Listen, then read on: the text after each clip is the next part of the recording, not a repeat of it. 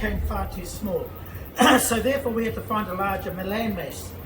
The waka we associate with is known as Tainui, which is buried in that little harbour known as Kāwhia, about 70 kilometres northwest of where we are at the moment. We migrated south into the Waitomo Valley and discovered the myriad of caves that lay tucked away. Not using the caves as we regarded them as sacred or spiritual, most if not all of them were used specifically for burial purposes.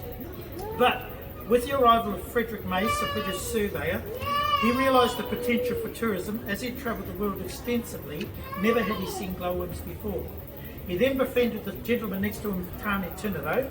Together they created a flimsy raft, drifted into the cave and discovered the many glowworms we're about to see very shortly. Tours began 2 years later in 1889.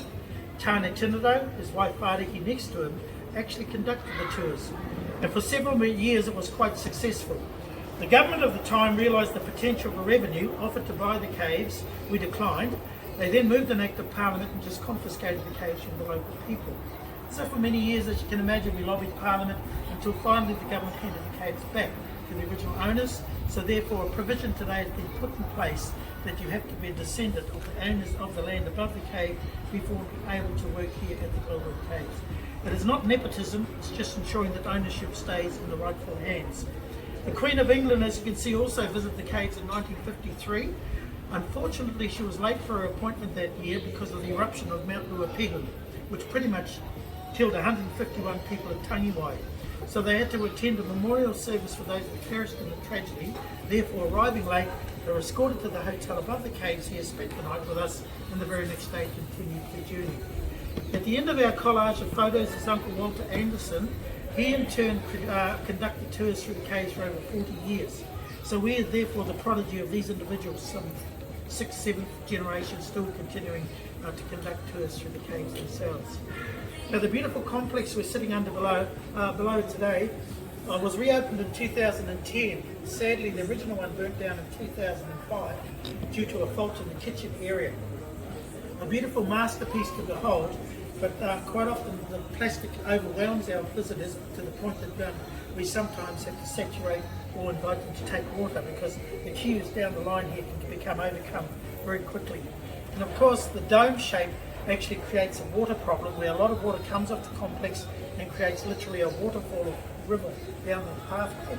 So the white rata and the punga have been put in place to saturate all the water that used to come constantly off the building. So shade cloth have been introduced, many other things introduced as we found out slowly but surely about the different sort of weather patterns that we have in New Zealand, which quite often constrict our tours as well. So we enter the cave just along the pathway, but before entering I do have to highlight a few more little house rules before we do so.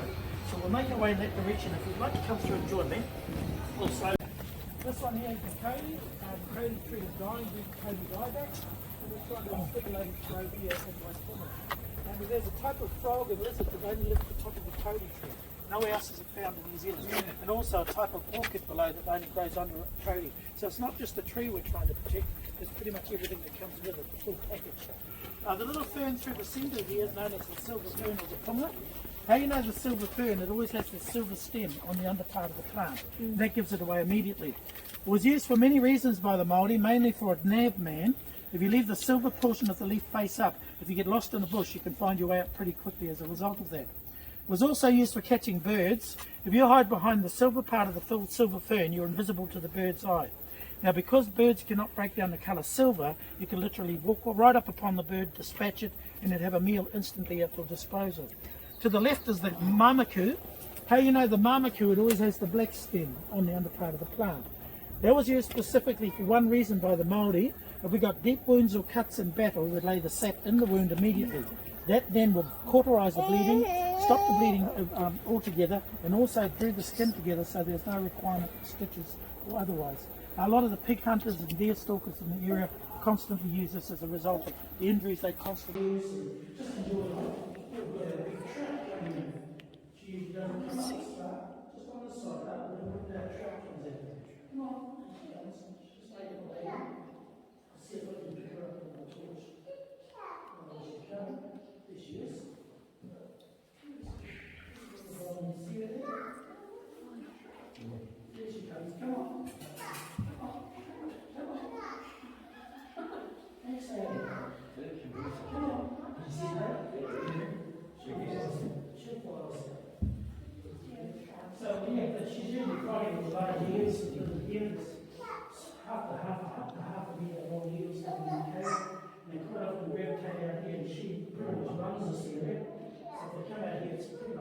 latch onto the tail and pull the box. But this is where it all began, and of course this is where we continue to do so with our tours in the same manner they did, with a flimsy raft, as you can imagine. So it's been an absolute privilege and a pleasure you allowing me the opportunity to escort you through the cave. I'll just try and call her around again. There she is. She'll come out now. Come on. No, she should come out. Eventually she'll come out. But anyway, be careful as you step from the boat to the jetty car, and they separate. We have people falling into the river even at this point. And as you can see, our crocodiles are pretty hungry at the moment. There's a brief look up the pathway in the direction of our complex, and when you're ready to do so, you can make a direction. So be careful, be kind, be safe, I guess. Thank you for feeling so kind to visit us today, and please enjoy the rest of your travels to our amazing country. Come on, just waiting for the books and read down. Share some of the brief with her. Nice to finish it. We'll just leave it on the bench here. So if you wish to break some up and just chuck it in for her, she'll come along.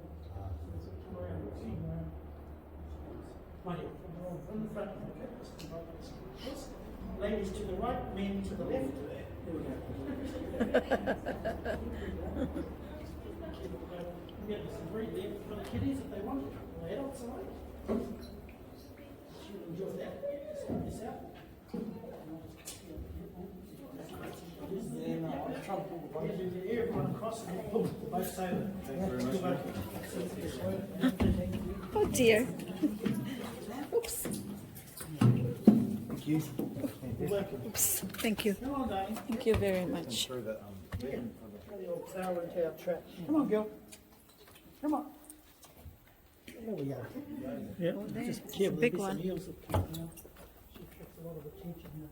Excuse me.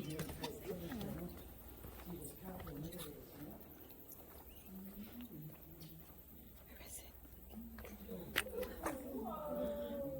does this eventually go out to Cartier? No, this goes, to start from, I think it goes into the Waitomo, which runs to the Waikato. Thank you, mate.